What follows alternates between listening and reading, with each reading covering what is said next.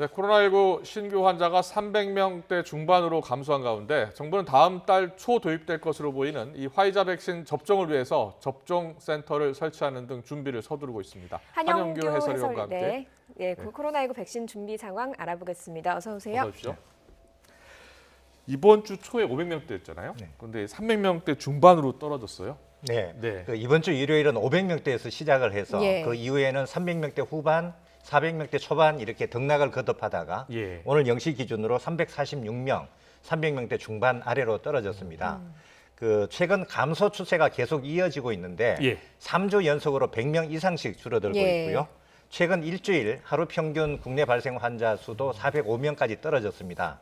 현재 추세대로 가면 다음 주에는 그 사회적 거리두기 예. 2.5단계에서 2단계로 내릴 수 있는 수준까지 가지 않을까 그렇게 예상은 되는데 네. 여전히 변수는 있습니다. 최근 이제 주말에 이동량이 다시 늘어나고 있고요. 이번 주 주말부터는 다시 대면 예배가 좌석수의 10% 내지 20% 이렇게 허용이 되고 예. 또 아직 겨울철이고 예. 또 변이 바이러스가 전 세계적으로 확산하고 있는 예, 것 예. 이런 것들은 여전히 위험 요인입니다. 예, 지난 1년간 코로나19 집단 감염이 상당히 많이 발생을 했는데 그중에서 종교시설에서 가장 많은 집단 감염이 발생을 했다고요. 네, 지난해 1월 20일 첫 확진자가 나온 뒤에 예. 1년 동안 코로나19 누적 확진자는 7만 3천여 명입니다. 네네. 이 가운데 이제 집단 발생으로 그 감염된 경우가 절반 가까운 45.4%를 차지했고요.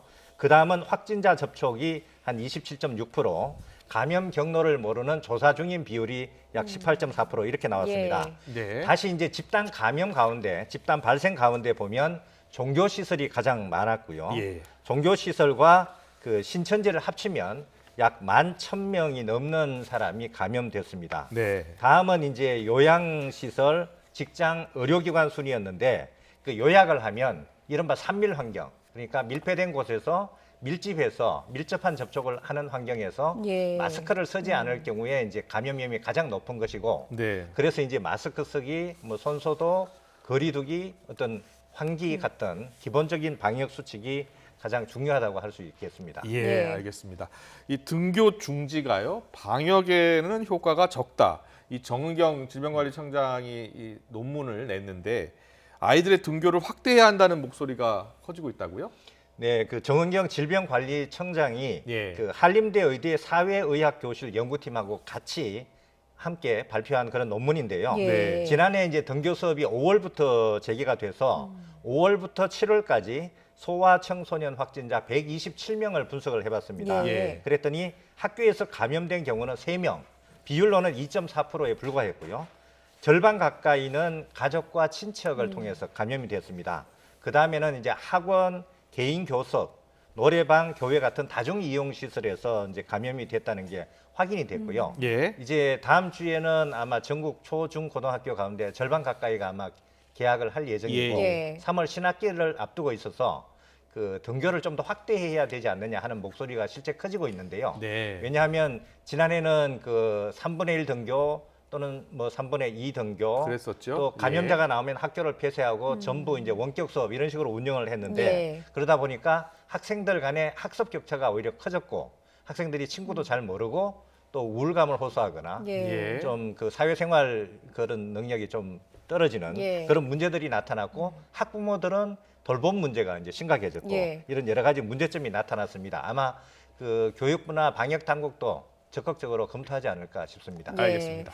그리고 다음 달에 우리나라에서 가장 처음 맞는 백신이 화이자 백신이 될 가능성이 높아지면서 지금 접종센터 설치 같은 준비들이 지금 활발해지고 있다고요. 네, 그렇습니다.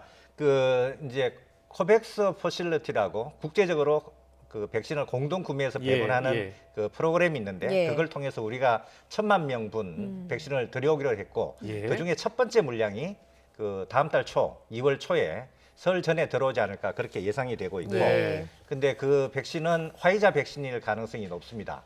그리고 화이자 백신은 영하 70도에서 보관 유통을 해야 되는 그 네. 까다로운 점이 있어서 백신 접종 센터를 설치해서 그곳에서 접종을 하게 될 예정입니다. 네. 그 접종 센터는 전국에 한 250곳 정도 지정해서 운영할 예정인데 네. 시군 구당으로 따져보면 한 곳 이상, 적어도 한 곳 이상 그렇게 설치될 예정이고요. 예. 예. 그곳에서 이제 하루에 그 최소한 600명, 그럼 많게는 한 3,000명 정도 접종할 것으로 그렇게 예상이 되는데 네. 그 장소는 그 대형 체육관 같은 곳이나 또는 뭐 시민회관 이런 대규모 시설을 먼저 사용할 것으로 그렇게 예상이 되고 네. 오늘까지 접종을 받아서 심사를 거쳐서 다음 주 초에는 선정될 그럴 예정으로 있습니다. 다음 주 초에 선정된다고요? 예, 알겠습니다. 그 접종센터에서 그럼 백신 접종은 이제 어떻게 진행이 되는 겁니까? 백신 접종은 일단 그 개인들한테 통보가 가게 되고요. 예. 그러면 앱을 이용해서 본인이 접종 받을 시간 이런 거 예약을 합니다. 예. 그래서 이제 접종 장소, 접종 그 센터에 도착을 하게 되면 예. 처음에 들어가서 접종자 신원을 누구인지 먼저 확인하고 예. 문진표를 작성하게 됩니다. 대기 구간이 있고 그렇죠? 예, 그 대기 구간에서 먼저 그걸 하게 되고요. 예. 그 다음에는 의사의 그 진찰, 예진을 받게 되고 거기서 통과되면 간호사로부터 이제 접종을 받는 그런 예. 순서로 진행이 되고 접종을 받은 뒤에는 30분간 대기하면서 혹시나 이상 반응이 나타날지 여부를 살펴보게 예. 됩니다. 그래서 그 이상 증상이 나타나면 응급 조치를 하게 되고 만일의 사태에 대비해서 출구 바깥에는 구급차도 대기할 예정입니다. 예. 백신 접종이 진행이 되려면 우리 식약처에 승인도 있어야 되지 않겠습니까? 지금 승인 절차는 어떻게 진행되고 있습니까? 네, 지금 화이자 제약은 이번 주 월요일에 그 비임상 자료가 있고 임상 자료가 예. 있는데 자료에 대한 사전 검토를 신청을 해서 식약처가 자료 검토에 이미 들어갔고요. 예. 이제 그래도 정식 허가는 두 가지 단계를 거쳐야 되는데 품목 허가가 있고 국가 출하 승인이 있습니다. 그 식약처는 허가 전담 심사팀을 구성해서 그 품목 허가는 한 40일 이내로 단축을 하고 그 출하 승인, 국가 출하 승인은 20일 이내로 단축하겠다. 예. 이런 그 계획을 갖고 있습니다. 그럼에도 불구하고 다음 달 초에 접종하기에는 시간이 좀 빠듯한데요. 그래서 지금 치료제 중에 렘데시비르와 같이 특례 수입을 신청하지 않을까 그렇게 지금 좀 예. 예상이 되고 있는데 이 특례 수입이라는 거는 공중보건 위기 상황에서 아직 허가를 받지 않았지만 꼭 필요한 그 의약품은 해당 부처 질병관리청이 요청하면 승인할 수 있는 그런 제도인데 지금 화이자 백신 같은 경우는 임상 1, 2, 3상을 다 해서 그 안전성, 효과 이런 게 지금 확인이 됐고 예. 또 이제 미국이나 영국 그리고 세계보건기구 WHO에서도 긴급 사용 승인을 받았기 때문에 예. 특례 승인 절차로 하더라도 특별한 문제는 없을 것 같습니다. 예. 알겠습니다. 그 외국 사례를 보니까 이 백신을 잘못 유통하는 바람에 폐기하는 경우도 있더라고요. 철저히 좀 준비를 해야 될 것 같습니다. 지금까지 한영개설위원과 함께 알아봤습니다. 잘 들었습니다. 고맙습니다.